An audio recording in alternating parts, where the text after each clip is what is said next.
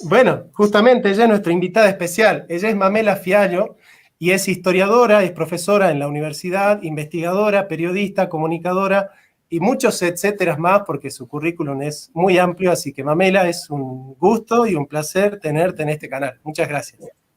Igual es un gusto para mí estar con ambos.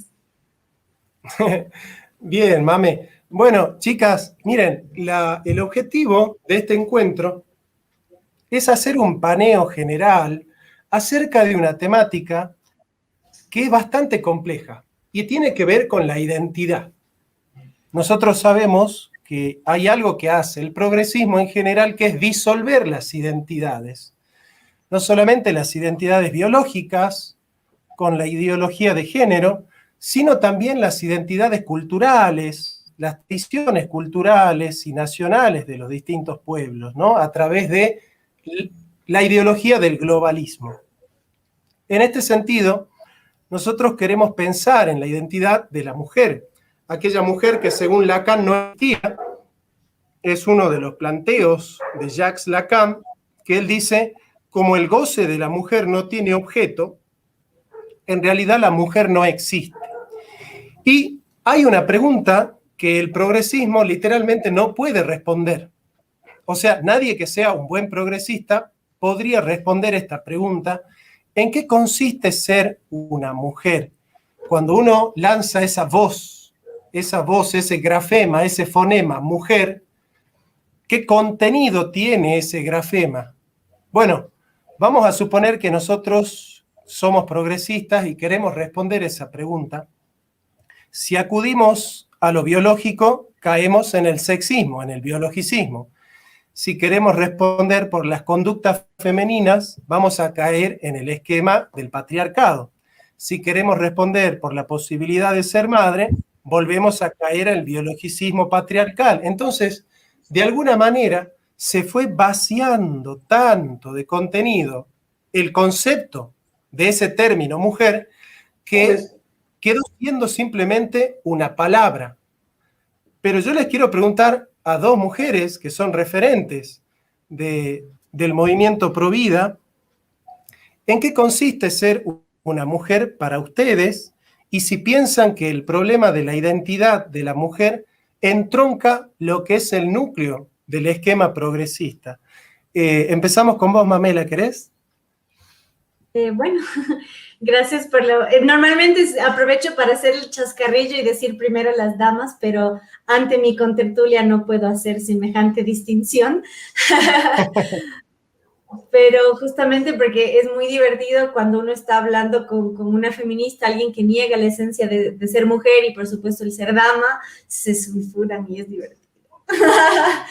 Pero sobre todo esas grandes contradicciones, ¿no? Porque el feminismo alega hablar en nombre de la mujer y alega defender a la mujer, pero paradójicamente alega que la mujer no existe. En particular desde el feminismo de género con Simone de Beauvoir en la década de los 70, plantea esta gran contradicción que mujer no se nace, sino que se llega a serlo. Entonces, en ese sentido, yo creo que ser mujer es obviamente muy amplio y hay un grado de subjetividad, por supuesto, porque cada una de nosotras es única e irrepetible. No obstante, hay cánones culturales, biológicos, arquetipos que imperan. Entonces, es muy importante para que haya una base, incluso argumentativa, entender que la mujer es una realidad. Existe, la mujer existe, no es que no existe y es una construcción social. Hay elementos que se van sumando y también es libre en cuanto a sus elecciones, a cómo elegir ser.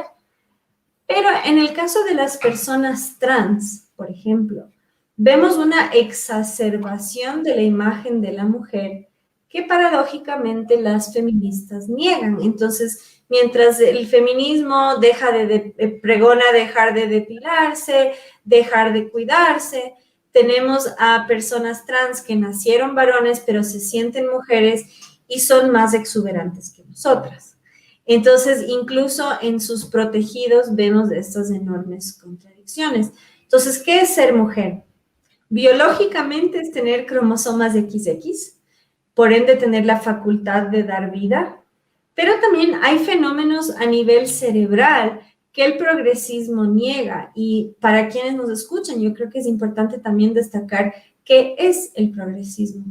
Y vale destacar que el progresismo no tiene nada que ver con progreso, sino con pasos progresivos hacia el totalitarismo. ¿Y qué es el totalitarismo? Que todo, desde la lengua, estén regidos bajo un poder central y estén intervenidos. Entonces, lo que menos hay es libertad porque todo está estipulado, reglamentado y aprobado o no. Entonces, el progresismo reconoce como progreso todo aquello que rompe con lo objetivo, todo lo que rompe con lo clásico. No con vivir más y mejor, al contrario, promueve muchas políticas pro muerte. Entonces, es importante para esta ideología romper con la mujer. ¿Por qué? Y en eso, mis queridos clasicistas, ojo, no clasista, clasicista, que van por lo clásico. El concepto de hombre y mujer simbólicamente lo encontramos en el símbolo que tanto usa el feminismo, que es el espejo y la cruz, porque la mujer es custodia de la moral y la belleza. Y ese es un canon arquetípico desde la antigua Grecia. Entonces, justamente la mujer ha sido la que eleva a la sociedad, la que genera ese arquetipo, ese estándar, esa elevación, esa superación y la civilización misma. ¿Por qué? Precisamente porque al ser nosotras las que gestamos, necesitamos al menos 9 meses de gestación y un periodo de lactancia de quietud. El hombre, por su testosterona, es más aventurero, más inquieto, más emprendedor. La mujer necesita estabilidad. Nuestro ciclo nos exige ciertos días de reposo al mes y nos exige ciertos meses de reposo en nuestro periodo reproductivo. Entonces, la civilización, la ciudad, el asentamiento, existe justamente para darle comodidad a la mujer. Si fuese por el hombre, seguirían navegando los mares eternamente y si no tuviesen quien le regañe atrás ya en Marte, diciendo, ¿a dónde te vas? Entonces, es importante entender que la mujer existe como realidad biológica, como realidad psicológica, y el hombre también en ambas partes, también con grados de subjetividad, como ya se dijo, pero yo creo fielmente que la mujer que vive en su esencia femenina vive desde el amor creador, la antítesis al feminismo que vive desde un odio destructor. Entonces, una vez que uno reconoce la belleza, es porque reconoce la fealdad. Y no puede reconocer ninguno de los dos sin reconocer el bien y el mal. Entonces, el feminismo como ideología viene a difuminar la existencia del bien y el mal, de la belleza y la fealdad, porque es herramienta de una ideología ulterior que justamente viene a fomentar la inmoralidad. Y por eso necesita subvertir a la mujer, que es la custodia de la moral y la belleza, para pervertir a la sociedad entera. Así que la mujer que vive en su feminidad es justamente la que inspira a lo mejor de la humanidad. Wow, mira, vos sabés que yo quisiera enseñar, y le abro la pregunta a Dana, un esquema, porque en general la mujer es de alguna manera destituida de su identidad y de su rol, tanto por el machismo como por el feminismo. El machismo considera que la mujer está hecha para estar en la casa y cocinar y lavar los platos, ¿no es cierto? Y el feminismo considera que la mujer, la ama de casa, es una especie de idiota que todavía no se ha deconstruido o no se ha emancipado del esquema patriarcal. Entonces, la mujer que más sufre en esta especie de falsa dialéctica entre machismo y feminismo es la ama de casa. Yo te quería preguntar, Dana, si es que el esquema de la mujer en su identidad no está cambiando también en nuestra concepción de la casa.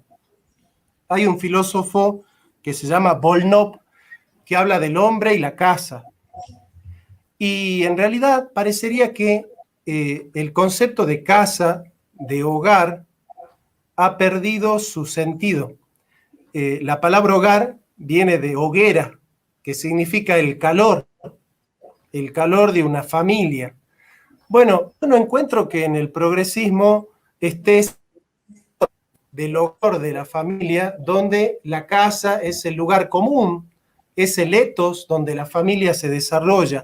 Es como que quieren sacarla a la mujer de la casa, como que la mujer ya no es ama de casa, incluso la que trabaja, ¿no? Es como que la mujer simplemente es un fenómeno más del mercado que puede consumir su identidad y disolverla en su autopercepción.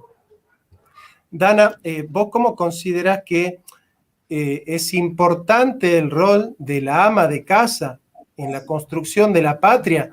¿O la ama de casa es una pobre ignorante que todavía no se ha emancipado? Bueno, comenzando por lo primero que decías, para mí el feminismo y el machismo son destructivos, ¿no? Destruyen a la mujer y para mí, digamos, la ama de casa, la mujer siempre ha trabajado, ¿no? Ha trabajado en la casa, ahora trabaja, sigue trabajando en la casa, trabaja en sus trabajos particulares, siempre ha trabajado, ¿no? Pero yo creo que esta sociedad cambiante y el origen, ¿no? De cómo la mujer empezó a trabajar, ¿no? De dónde salió, digamos, ¿no? La mujer empezó a trabajar porque se necesitaba que se paguen más impuestos, ¿no? No solo el hombre, sino también la mujer, ¿no? Pasa, ¿no? En la vida cotidiana, el hombre hace ciertas tareas y la mujer hace otras. A mí me ponen a armar un mueble y prefiero cocinar, ¿no? Porque naturalmente somos distintos, biológicamente somos distintos, ¿no? Tenemos distintas hormonas, la oxitocina nos hace más al cuidado del hogar, ¿no? Cuidar el hogar, por más que seamos madres o no lo seamos, ¿no? Siempre vamos al cuidado, ¿no? Y yo creo que el feminismo que radicalizado buscan hacer que cuide algo, ¿no? Y vienen a buscar que cuide al animal, ¿no?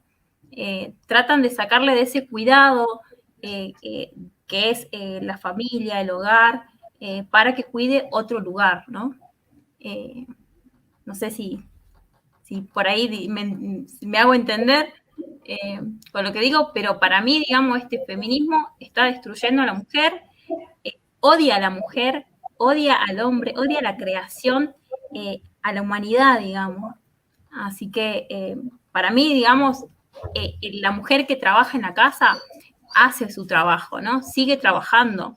Es elección de cada uno, ¿no? En Europa muchas mujeres quieren trabajar en la casa, no quieren estar más tiempo con la familia, que es lo que el feminismo lucha, no quiere la maternidad, no quiere y a la misma mujer, ¿no? La llaman cuerpo gestante, ¿no?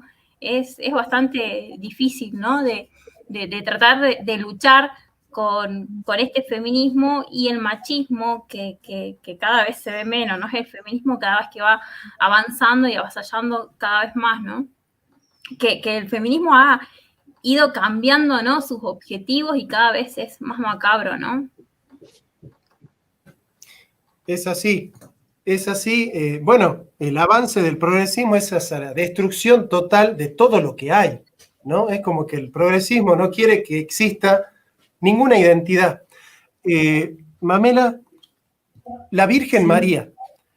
La Virgen María es importante como construcción de la identidad de la mujer cristiana, es decir, ¿la Virgen María es un paradigma de mujer cristiana o vos crees que es necesario destruir a María como, por ejemplo, María es lo que le ha dado el rol a la mujer en el occidente cristiano? María es fiel, el progresismo habla de poliamor, María es madre, el progresismo plantea el aborto, María es obediente, el progresismo plantea la revolución y la rebeldía, María tiene fe, María es cristiana, María es hija de Dios, ama a su marido, ama a su hijo, cuida su casa. Yo creo que el progresismo plantea la imagen de destruir el concepto de María como paradigma de mujer cristiana en Occidente. Y ahí viene mi pregunta, porque vos además sos católica y practicante. ¿Vos considerás que nosotros los cristianos, inclusive yo que soy protestante, ¿tenemos que rescatar la importancia y la figura de María como una bandera de lucha en contra del progresismo, o crees que la lucha pasa por otro lado? Bueno, es una pregunta muy contundente la que me haces, en particular la segunda parte. Yo justamente estoy dando talleres de historia y pregunto primero a mis alumnos si son de alguna denominación. Y yo encuentro que más entre los cristianos evangélicos, no así en los reformados, hay una fuerte animosidad hacia María. Entonces yo justamente cierro el ciclo, tengo una clase optativa que es desde un enfoque teológico y desde un encuentro donde abraza a María a Eva. Entonces aparece Eva sonrojada, un poquito avergonzada y con la cabeza agachada, y María le coloca su mano sobre su vientre, diciendo, aquí está la esperanza. Entonces yo justamente destaco a mis alumnas. Eva y María son el ejemplo de lo que podemos ser. Podemos ser justamente la decadencia del hombre o el camino a su salvación.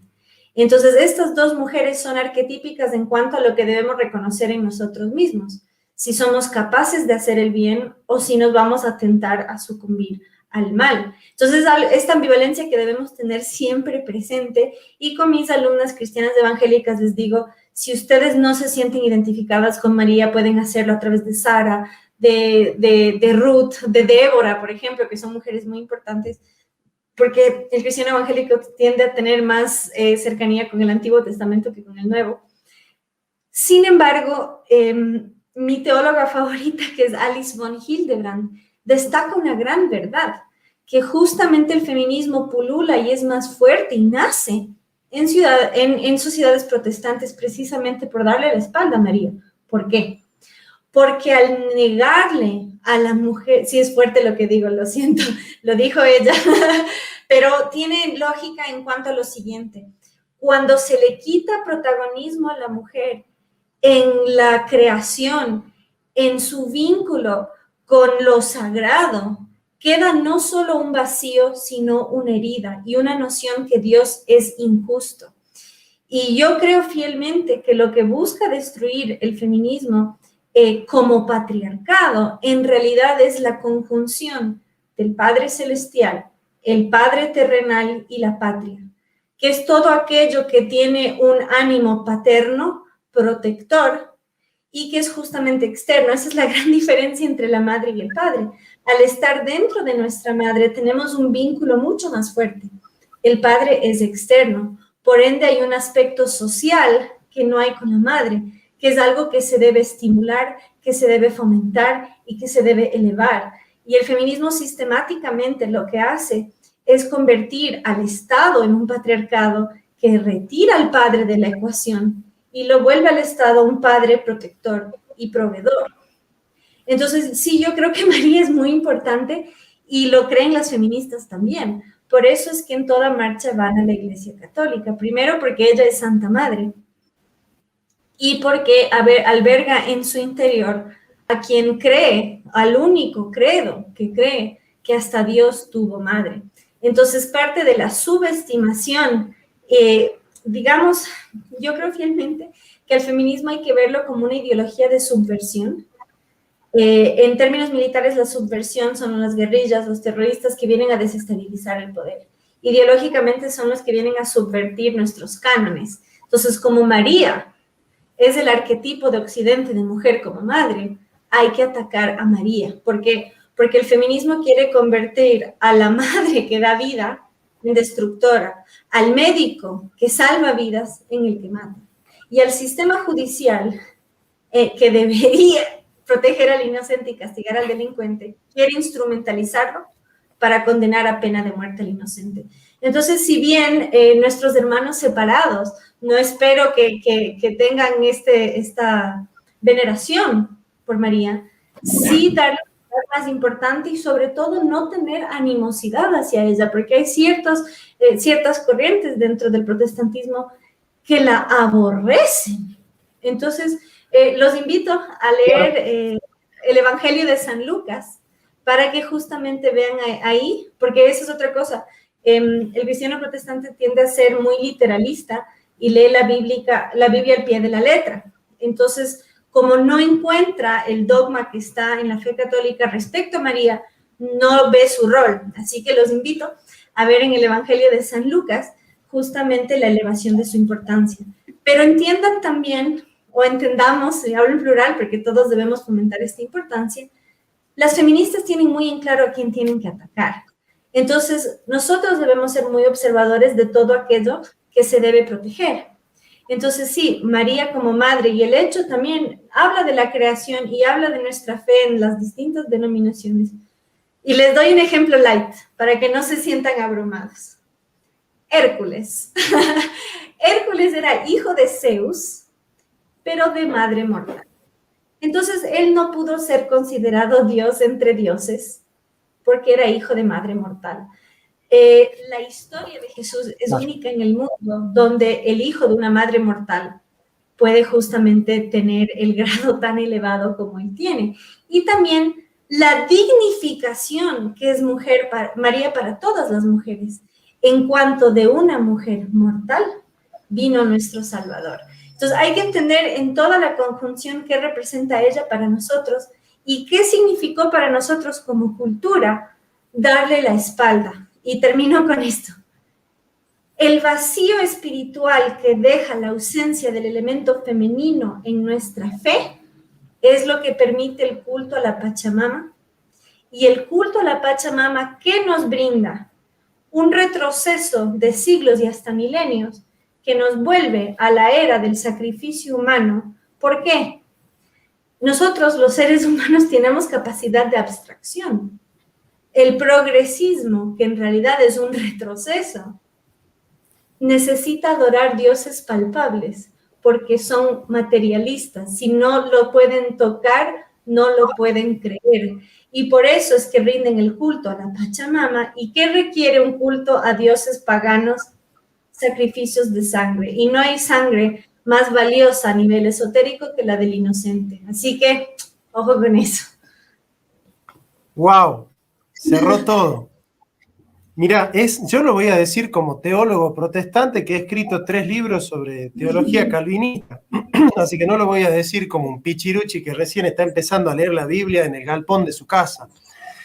El no de Eva a Dios no introduce el pecado en la humanidad. El que introduce el pecado en la humanidad es Adán, pero el no de Adán a Dios o el sí de Adán al pecado dependió grandemente del sí de Eva al pecado, es decir, del no de Eva a Dios. Entonces, Eva le dijo que no a Dios y habitó la posibilidad de que Adán le diga que no a Dios también. Pero el pecado entró por Adán y no por Eva. De igual manera, el sí de María le abre el camino a la salvación para el sí de Cristo. El sí de María no nos trae la salvación, como el no de Eva tampoco nos trajo el pecado, pero el sí de María abrió las puertas de la historia de la salvación, porque sin él, Cristo no llegaba al mundo.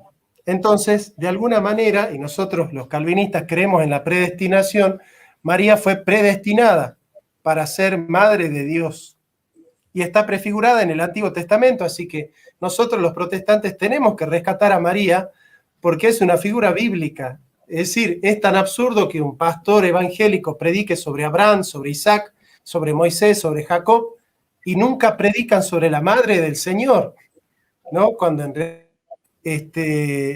la madre de Juan el Bautista, Elizabeth, dijo, bienaventurada, la madre de mi Señor. Ella misma le llama la madre de mi Señor, ¿no? Entonces, si queremos ser bíblicos, tenemos que leer la Biblia entera, los protestantes. Este es un mensaje para los compañeros y hermanos protestantes. Pero, siguiendo esta metáfora del sacrificio, podemos decir que el vientre de la mujer es una cuna, al estilo de Sloterdijk, un filósofo alemán, que sostiene que los seres humanos nos relacionamos, antes de relacionarnos con la madre, tenemos una relación con la placenta. Y este progresismo que está destruyendo el esquema de la mujer nos plantea una especie de nihilismo placentario.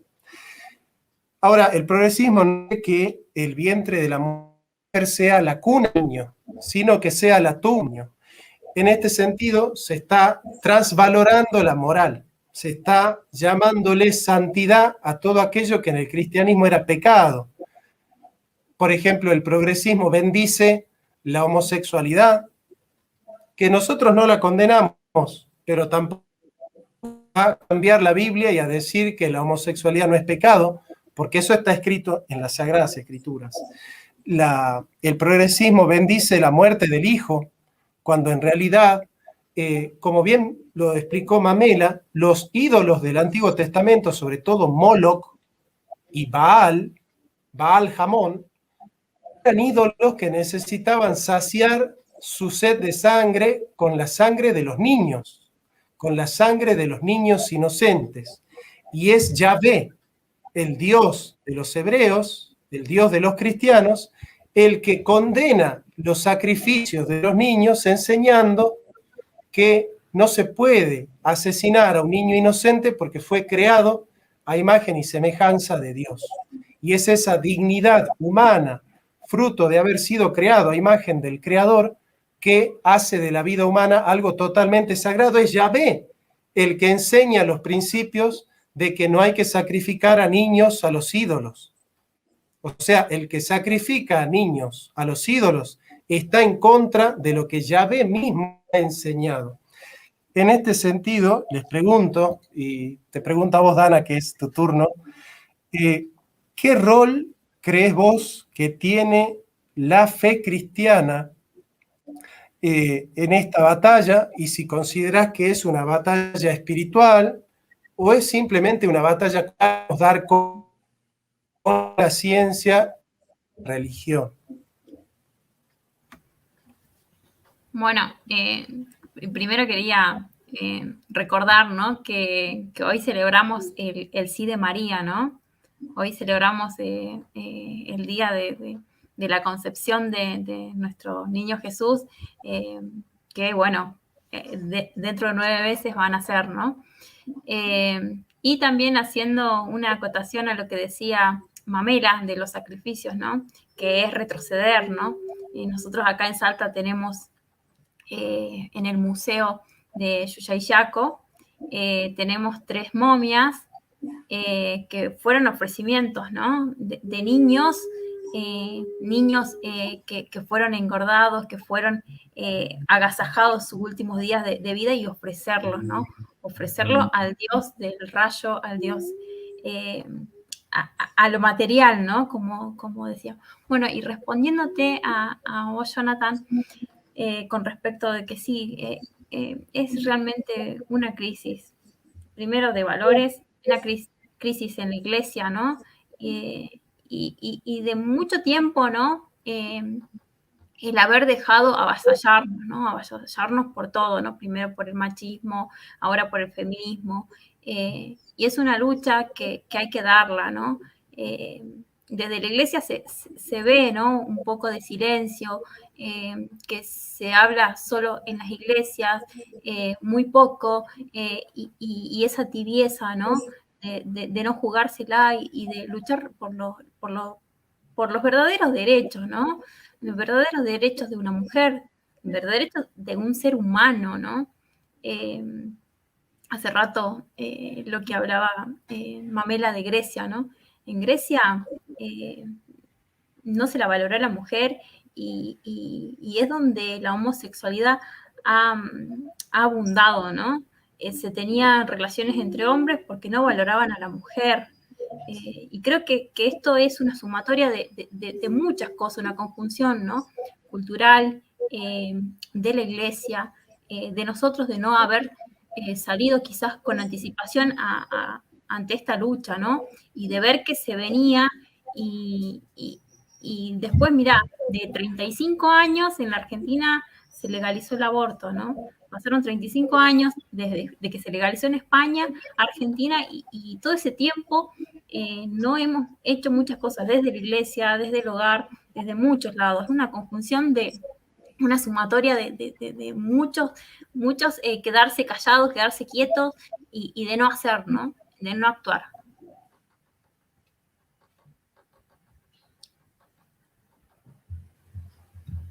es así, pero bueno, hay un despertar, ¿no? Hay una reacción. A mí me gusta llamarme reaccionario porque todavía tengo la capacidad de reaccionar frente a aquellos que quieren destruir al occidente cristiano. Mamela, vos sabés que Lacan decía que el siglo XXI es el siglo de la desvirilización del varón. Nosotros los varones, de alguna manera, estamos medio castrados.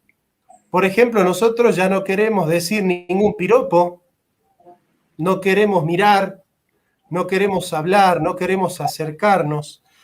Estamos medio castrados, es como que la vivencia cultural de la masculinidad es llamada machismo. Entonces el hombre tiene prohibida la vivencia cultural de su masculinidad. El hombre no puede vivir su masculinidad, porque es una construcción social, entonces la masculinidad del hombre es machismo puro. En este sentido se ha instalado la lucha de género como lucha de clase, es decir, la mujer es una clase social oprimida, ¿no? Es propio del marxismo, que donde no encuentra los conflictos, los genera, los crea, ¿no? Y si el oprimido no existiera, el marxismo lo inventaría. ¿Qué importancia tiene el varón a la hora de constituir o de identificar la identidad de la mujer? Porque pensemos nosotros que las identidades se construyen también por polaridades, ¿no es cierto? Qué sé yo, no se entiende la vida sino en relación con la muerte, no se entiende la libertad sino en relación con la esclavitud, no se entiende el amor sino en relación con el odio, aunque sin caer en el maniqueísmo, son conceptos que necesitan de alguna manera de ser contrastados. En el caso de la mujer, ¿qué importancia o qué rol ocupa la identidad del varón y la posibilidad de que los varones podamos vivir nuestra masculinidad en la cultura como una manera de poder proyectar aquella compatibilidad entre la mujer y el varón y de poder identificar la identidad de la mujer frente al varón? ¿Es posible sostener eso hoy? Bueno, voy a intentar no explayarme mucho. Sobre todo, tengo que discrepar sutilmente con ustedes, sobre todo con un fin, no quiero decir ideológico, filosófico, claro. El término machismo es un invento de sociólogos españoles en la década de los 60, 70, que es la revolución sexual, la segunda ola del feminismo. Ojo con los términos, ¿por qué? Porque estamos abrazando el discurso del enemigo. En 1884, el coautor del Manifiesto Comunista, Federico Engels, escribe en El origen del Estado, la familia y la propiedad privada que para que exista la revolución es necesario que la mujer se incorpore a la industria social y la familia desaparezca como base económica de la sociedad. ¿Qué significa la palabra reincorporación? Significa que desde que se empezó a canalizar el río Nilo en África, la antigua Mesopotamia, desde que existe la agricultura, la mujer siempre ha trabajado en el campo. La mujer trabajó a lo largo de la humanidad. La figura del ama de casa surge con la clase media y con el matrimonio monógamo. Ojo, en ese mismo libro también habla del surgimiento del matrimonio monógamo. ¿Por qué? Porque a lo largo de la humanidad el matrimonio surgía por fines utilitarios. Yo no me casaba porque me enamoraba, me casaba porque yo era hija del herrero, entonces me casaba con el hijo del dueño de la caballeriza. Entonces me casaba por temas utilitarios. Entonces la figura del ama de casa surge gracias a la clase media, gracias al surgimiento del matrimonio por elección y gracias a la prosperidad que brinda primero, sobre todo la revolución industrial, y hubo dos mujeres claves en la promoción del matrimonio monógamo. Jane Austen, la escritora de Orgullo y Prejuicio, que nos explica muy bien este surgimiento de la disrupción en las clases sociales, de la movilidad social, que así como puedes ser rico y perder tu riqueza, puedes ser pobre y ganar riqueza. Entonces, la ruptura entre una familia aristocrática sin plata y un nuevo rico sin nobleza. Entonces, esa conjunción que permite justamente las historias románticas, que ya no es casarte por necesidad, Y entonces es todo esto. Y la reina Victoria. ¿Por qué? Porque justamente como los británicos, a diferencia de los españoles, que desde 1503 la reina Isabel la Católica promueve el matrimonio interracial para formar familias, Estados Unidos no legaliza el matrimonio interracial sino hasta 1967, 400, casi 50 años después. Entonces, esto va a hacer que la dinámica sexual sea diferente también. La dinámica conquista diferente a la colonizadora. Entonces, va a haber un problema de salud pública por la cantidad de venerias de gente que iba y venía de las colonias. Entonces, la monogamia se fomenta como plan de salud pública para poner freno a las enfermedades venéreas. Entonces, todo lo que es hoy el amor romántico surge gracias a una suma de procesos. Y eso está en la ideología alemana de Marx, manuscritos de filosofía y economía de Marx, y sobre todo en el origen de la familia, el origen del Estado, la familia y la propiedad privada de Engels, pero sobre todo en el manifiesto comunista, donde dice entre signos de exclamación, abolición de la familia, y esto es un dato curioso ya que mencionaste el tema religioso. Al lado de este signo de exclamación, no aparecen las ediciones posteriores, pero en las antiguas pueden encontrar, dice, estas intenciones satánicas escandalizan hasta los comunistas más radicales. La palabra satánica ha sido removida sistemáticamente. Entonces, para que lo consideren. ¿Por qué les estoy contando todo esto? Porque nuestra cultura se ha volcado tanto a la izquierda que estamos adoptando su relato. Entonces, la figura del ama de casa, lejos de ser un retroceso, es un avance y es un privilegio que solo tiene la mujer y no lo tiene el varón. Entonces, eso hay que reconocerlo también. Ahora, esto no significa que toda mujer deba ser.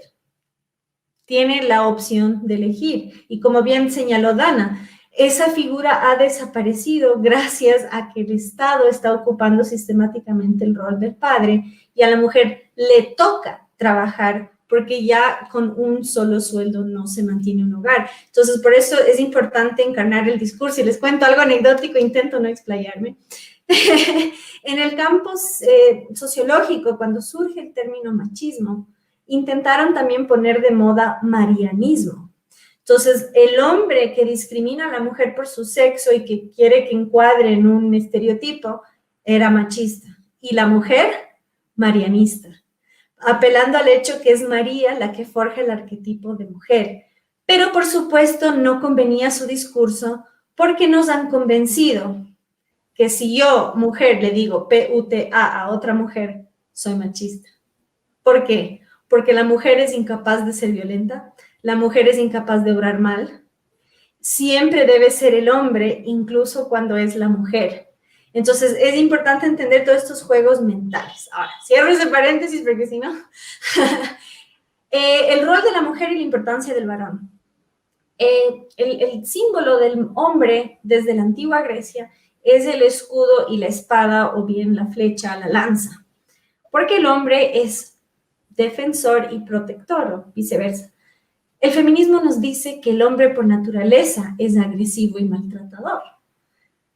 Entonces quiere primero quebrar ese arquetipo. Y lo más importante es entender, nosotros estamos frente a una ideología que necesita fragmentar al hombre y la mujer porque nosotros somos los que juntos formamos la vida.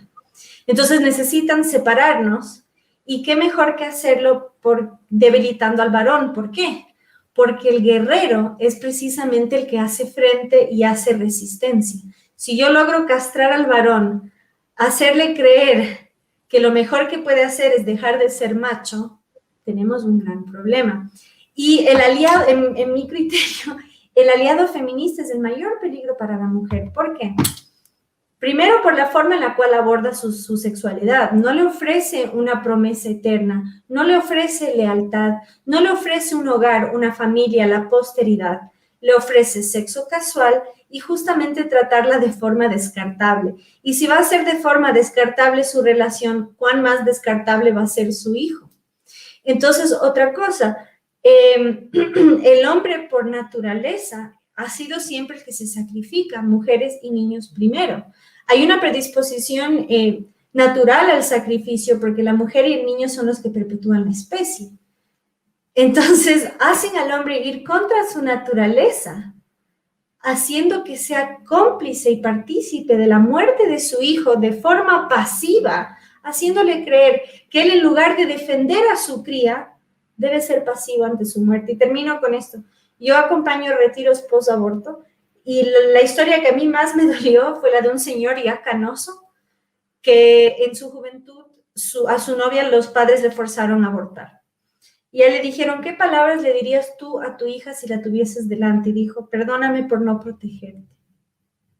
Entonces, claro, le hicieron ir contra su naturaleza protectora y le hicieron creer que él no tenía derecho a opinar.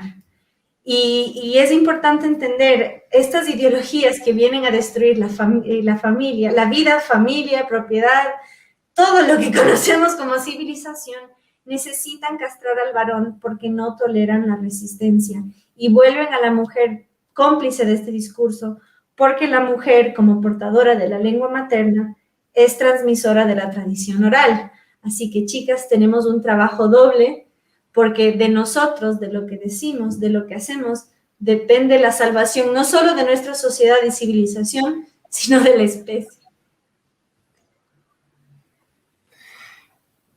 Siguiendo esto que vos decís, ahí me gustaría preguntarle a las dos si la imagen que ha construido el progresismo de la mujer es una imagen que a ustedes les resulta digna. Vamos a pintar esa imagen, si podemos. Para el progresismo, la mujer no es un sujeto moral, no es un sujeto que tenga derechos y responsabilidades y que deba hacerse cargo de las decisiones que toma, porque muchas veces dicen el Estado opresor es un macho violador. Y yo no he visto a ningún Estado violar a una mujer para que se quede embarazada. En general, para que la mujer se quede embarazada, en la mayoría de los casos, la mujer sabe dónde se está metiendo y sabe lo que está haciendo para quedar embarazada. Entonces, esta idea de que la mujer no tiene por qué hacerse cargo de lo que ha hecho, y si ha cometido una imprudente, tiene el aborto como para que, bueno, que mate al hijo para no hacerse cargo ella de su libertad responsable. Entonces, conjeturo, la mujer para el progresismo no es un sujeto moral que se carga de sus conductas y pagar las consecuencias de sus actos, al igual que el varón que la acompañó. Estoy de acuerdo. La mujer tampoco es un ser que puede competir con el varón. Necesita cupos para poder llegar a tener los mismos trabajos que los salarios que los... La mujer además no tiene identidad biológica. Tener útero y ser madre no te hace ser mujer. De hecho, ser mamá te hace ser esclava y ser heterosexual te hace cisgénero, es decir, te hace reproductora de un esquema de opresión de género. En este sentido, ese rol que le da a la mujer el progresismo, de que no puede competir con el varón, de que no es un sujeto moral, de que no tiene identidad. Por ejemplo, yo las veo a ustedes dos, están para el progresismo reproduciendo el esquema del patriarcado, se maquillan, hacen todos los rituales que tienen que ver con la mujer colonizada. Ese rol que ocupa la mujer en el esquema del feminismo, ¿es una imagen que a ustedes les parece una mujer empoderada o es una imagen degradada de una mujer que, construida como víctima, es invalidada para competir con el varón y valerse por sí misma como un más de la sociedad?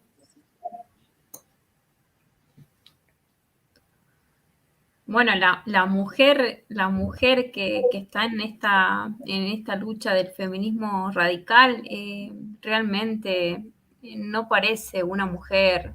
Se quiere asemejar a lo que ellos realmente odian, ¿no? Que es el hombre, pero el hombre furioso, violador, violento, el agresivo.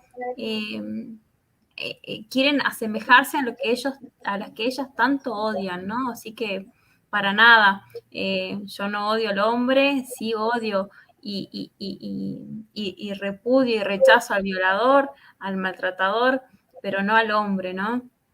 Y lo que ellos representan es esa agresividad, ¿no?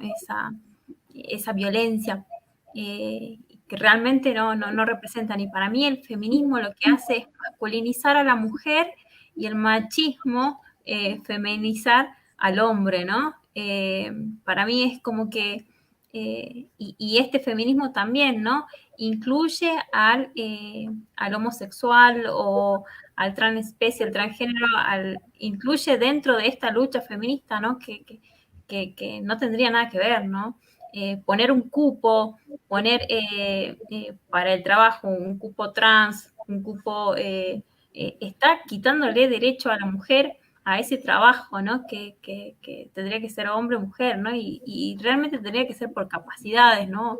No porque si se autopercibe mujer, tiene que tener tal derecho, ¿no? Sino por sus capacidades, ¿no? Por sus logros, por su lucha.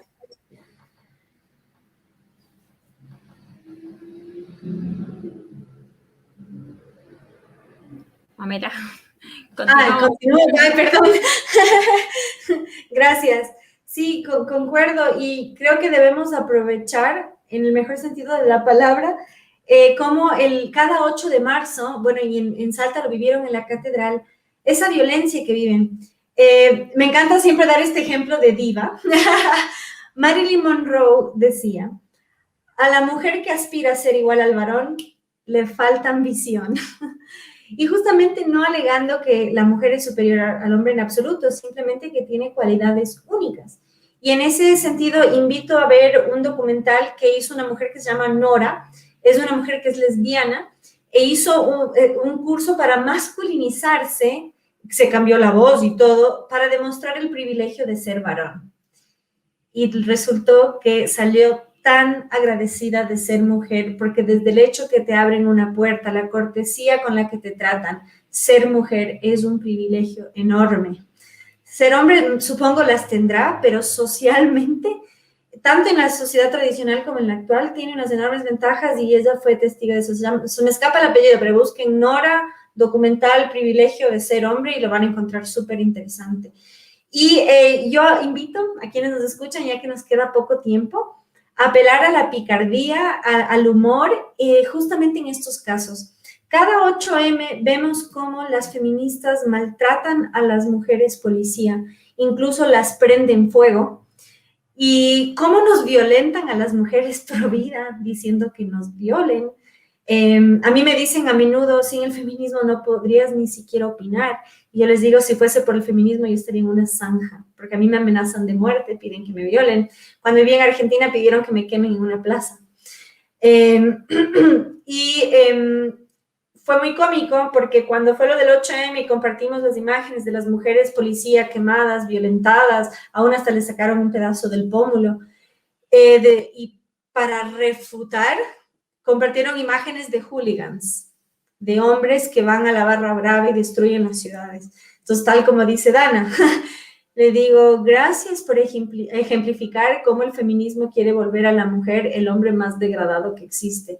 Y eso va de la mano del igualitarismo. El igualitarismo no quiere que la mujer sea su mejor versión, ni el hombre, sino que la única forma de igualarnos es volviéndonos igual de mediocres. Y el concepto tan bajo que tiene la mujer del hombre es el que va a encarnar la mujer que quiere ser igual al varón. Mientras que quienes amamos la creación, sabemos que somos hechos a imagen y semejanza de Dios, justamente queremos ser lo mejor que ha creado y no la denigración y la bajeza que el feminismo ha perpetuado.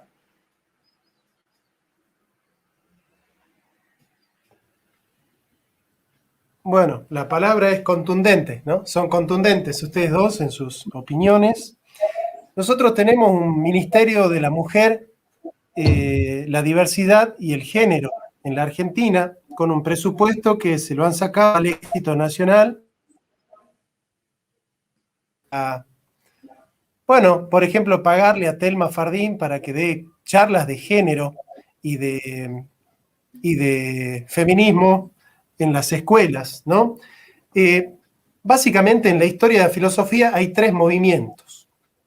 Una filosofía realista, que supone que existe el mundo, que es independiente de nosotros y que podemos conocerlo, una filosofía idealista que supone que en realidad el mundo en sí mismo es incognoscible y que es el sujeto el que con sus categorías conceptuales construye el mundo, y el nominalismo que sostiene que el mundo es una construcción del lenguaje. Esto en filosofía se llama el giro lingüístico. Dentro del esquema del giro lingüístico, la realidad es una construcción del lenguaje. ¿Ustedes no creen que el progresismo feminista intenta salvar a la mujer dando discursos y charlas, cambiando el lenguaje, o ni siquiera el lenguaje, cambiando la gramática, diciendo los y las argentinas, los y las trabajadoras, los y las diputadas, la mujer va a ser incluida en la sociedad, ¿no? Entonces, yo considero que a este sector militante no le interesa si las mujeres sobreviven o no, si trabajan o no, si son violadas o no, si son amenazadas o no por los violadores, hundiendo la economía en la pobreza más absoluta de la historia de la Argentina. Digamos, ¿qué persona que ama a la mujer va a generar una pobreza donde las mujeres también se están haciendo más pobres? ¿Qué movimiento que ama a la mujer libera a los violadores con dictámenes en lenguaje inclusivo?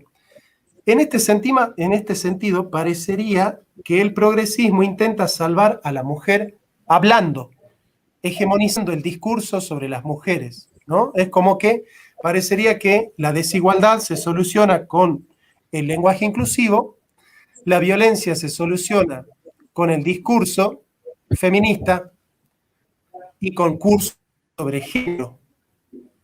Me pregunto entonces, ante este esquema donde parecería que el discurso feminista no intenta salvar a las mujeres, yo he escuchado decir a Rita Segato, no sé si Mamela la conoces, a Rita debe ser que sí, ella sostiene una teoría según la cual el violador es el hombre, el varón más moral de la sociedad.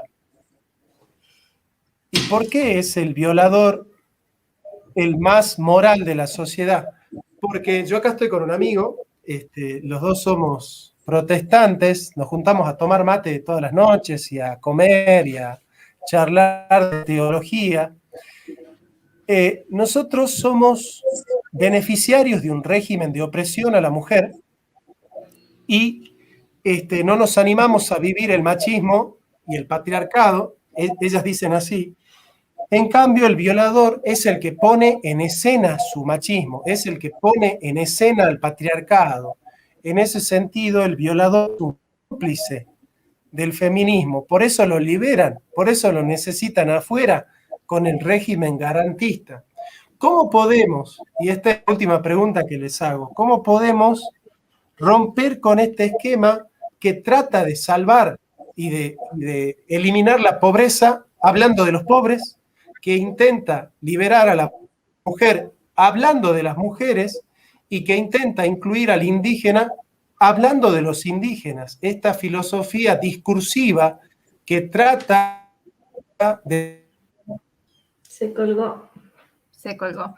Bueno, yo haciendo hincapié en lo que decía Jonathan de este idioma inclusivo, ¿no? Primero que empiezan diciendo presidente, presidenta.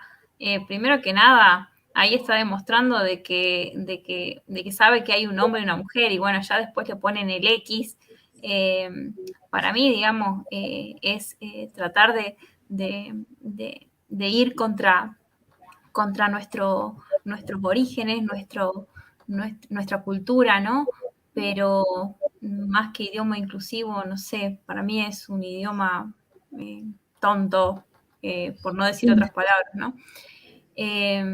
Bueno, después con respecto a lo que hablaba de que tenemos un nuevo ministerio, se van creando cada vez más ministerios, y bueno, al violador lo tienen afuera porque si no se les acaba el negocio de la violación. ¿no? Al violento lo tienen afuera porque si no ya no tienen excusa de poner un ministerio más, ¿no? Es todo un negocio para seguir estando, tratar de callar el hambre, callar la mala educación, digamos, con estas problemáticas que tienen solución, ¿no? Y la solución es tener al preso en la cárcel de por vida, ¿no? La solución no es poner un ministerio, ¿no? Agregar un negocio, poner un puesto, esa no es la solución. Así que bueno, no sé vos, Mamela, ¿qué tenés para agregar? Me encanta que hayas dicho esto, que al reconocer el los y las reconocen ya que existe hombre y mujer. Entonces, es un discurso cambiante constantemente que se contradice entre sí. Y en ese sentido invito a quienes nos escuchan y nos ven que lean el libro o en su defecto vean la película 1984, cuyo protagonista tiene como tarea reescribir las historias, las noticias todos los días, precisamente porque ante una revolución donde no impera la lógica y la evidencia, solo queda la obediencia. Entonces no razonan, ya hasta hubo uno en la pandemia que era les pibis, y justo vos que resaltaste este hecho que dejan libres a los violadores, ¿no? Y en el marco de la pandemia liberaron a los violadores. Justo hoy, hace un año, se cumple el primer aniversario que dijeron el feminismo ha muerto, porque cuando un gobierno afina su ideología, libera violadores, está todo bien. Entonces, es bastante, digamos, frontal cómo al feminismo no le conviene una solución, no le conviene la resolución de conflictos, sino, haciendo hincapié en Orwell, la guerra perpetua. Y lo que decía Jonathan, este tema del indigenismo, feminismo, pero sobre todo lo más interesante es esto, es que en las culturas indígenas los roles de los sexos son súper marcados. En el quichua, por ejemplo, existe el término carishina, que significa como mujer, y se llama así a la mujer que no sabe hacer los quehaceres domésticos. Y de hecho hubo un incidente aquí en la selva amazónica donde había un muchacho homosexual, y la comunidad dice, ¿qué hacemos? Bueno, o sea, no iba a tener con quién hacer nada, pero ya no podía casar con los hombres, sino que le mandaron a la cocina. Entonces, como el rol de la cacería es justamente para llevar sustento, como él no iba a formar una familia, entonces no tenía sentido que él case. Entonces, no se le trató mal ni nada, pero simplemente ya no iba a ocupar el rol de varón. Entonces, el feminismo, el progresismo y todos estos ismos idealizan ese mundo primitivo, idealizan ese antes, pero es muy incompatible con su discurso. Y termino diciendo esto. Todas estas invenciones de géneros y discursos y X y es algo de gente con mucho tiempo libre que justamente no tiene que cazar para comer.